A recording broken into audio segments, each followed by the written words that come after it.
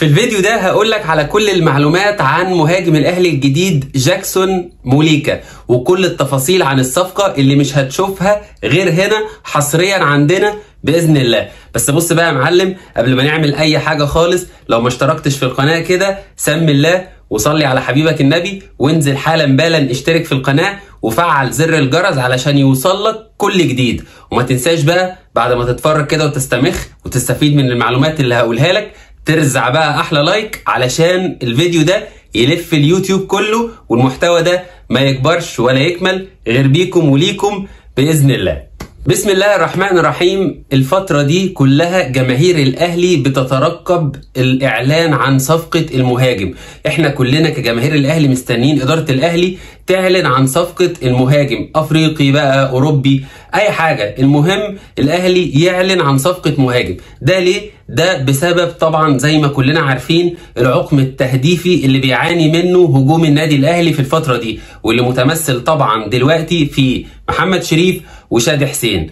طيب من يومين بالظبط كان وكيل اعمال جاكسون موليكا موجود هنا في القاهره، واجتمع مع مسؤولين الاهلي علشان يتفقوا على كل البنود اللي ليها علاقه بالصفقه دي، سواء النواحي الماليه او اي حاجه تانية ليها علاقه بالصفقه دي. طب خد اللي اجمد من كده كمان، امبارح جاكسون موليكا نفسه عمل متابعه لحساب امير توفيق على انستجرام، ده امبارح. تمام؟ طيب خد الاجمد بقى، النهارده النادي الاهلي رسميا بعت خطاب موجه لنادي بشكتاش التركي بيسأل فيه عن موقف اللاعب، وان الاهلي طالبه رسميا. طب مين هو جاكسون موليكا ده؟ جاكسون موليكا ده مهاجم دبابة كونغولية.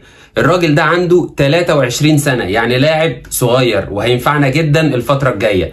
جاكسون موليكا كان بيلعب مع فريق مازيمبي، وكان موجود في الجيل الذهبي لفريق مازيمبي لما خدوا بطولة افريقيا. طبعا كلنا فاكرين الجيل الذهبي لفريق مازيمبي الكونغولي ده اللي خد بطولة افريقيا. وفعلا لما تألق معاهم انتقل للدوري الهولندي، بيلعب في ستاندر ليج الهولندي شوية، وبعد كده انتقل للدوري التركي لفريق قاسم باشا، وفي أول 2022 انتقل لنادي بشكتاش التركي. طيب اللاعب في بشكتاش التركي من أول تقريبا 2022 تقريبا لعب معاهم سنة. في الموسم اللي اللاعب لعبوا فيه مع بشكتاش التركي ما شاركش غير في 16 ماتش بس، وبالتالي أحرز 5 أهداف وصنع هدف. طب الأرقام دي مش قوية، الأرقام ضعيفة مقارنة بأرقامه مع مازيمبي، وبالتالي في هناك مشاكل مع بشكتاش التركي، لان اللاعب مش قادر يتأقلم على الجو هناك في تركيا. خليني اقول لك بقى ان الراجل ده هيموت ويجي الاهلي. ارجع كده يا معلم بالذاكره وقت ما اعلنا عن صفقه والتر بواليا. اوكي، جاكسون موليكا ساعتها طلع وتصور بتيشيرت الاهلي، وساعتها يعني اتصور اكتر من مره، وكل الجماهير قالت لك ايه يا معلم، احنا عايزين، احنا خلاص بنخلص في والتر بواليا، في والتر بواليا. ايه القصه؟ الواد يا جماعه او اللاعب هيموت ويجي يلعب في الاهلي. ازاي يعني تقدر تقول كده؟ ايه لسان حاله بيقول لنا ايه يا مسؤولين في الاهلي يا عم موسيماني، ما تاخدون انا وتسيبوا بواليا ده.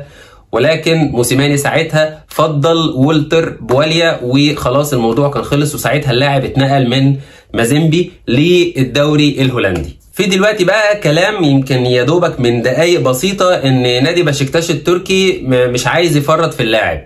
طب هو انت يا معلم لو مش عايز تفرط في اللاعب وبتقول ان ده مستقبلك ومستقبل الهجوم عندك، تمام، انت ما بتلعبوش ليه؟ الراجل يقعد سيزون بحاله يلعب 16 ماتش بس، وبعدين دي حاجه يعني ملهاش، يعني ممكن تبقى حاجه بقى جامعه بينكم انتوا الاثنين. انت ممكن يكون المدرب عندك هناك عامل معاه مشاكل، او اللاعب مش قادر يتأقلم مع الجو هناك، ده بالاضافه طبعا اللي ممكن يكون في مشاكل هناك بين اللاعب والمدرب، او في مشاكل بين اللاعب والنادي نفسه. فبالتالي اعتقد كده ان شويه التصريحات اللي طالعه من بشكتاش التركي دي هي كلها على بعض كده بروباجندا، والغرض منها ان هو يعلي بس قيمه الصفقه ليس الا.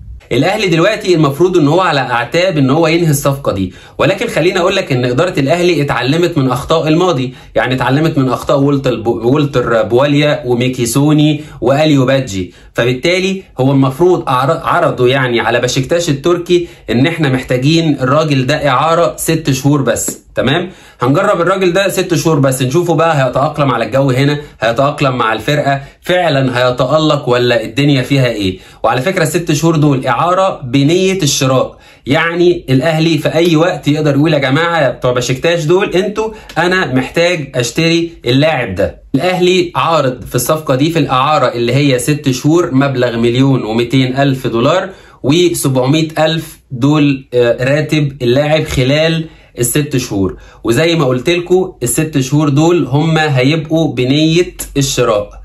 طبعا احنا في الوقت الحالي النادي الاهلي في اشد الاحتياج لمهاجم يكون بيخلص، عشان احنا اتكلمنا قبل كده في الموضوع ده وقلنا ان دلوقتي محمد شريف وشادي حسين عندهم مشكله في ان هم يخلصوا. احنا قلنا ان مهاجم النادي الاهلي محتاجينه يكون بيجيب جول من نص فرصه، مش يضيع في الماتش فرصتين و3 و4. احنا مش حامل الكلام ده خالص، واعتقد ان جاكسون موليكا هيبقى عنده الامكانيات دي والامكانيات اللي تاهله ان شاء الله ان هو يكون راس الحربه المنتظر في النادي الاهلي. دي يا معلم كانت كل المعلومات عن صفقه جاكسون موليكا كده من طقطق لسلام عليكم. يا رب يكون الفيديو عجبكم، اشوفكم على خير وحلقه جديده. سلام.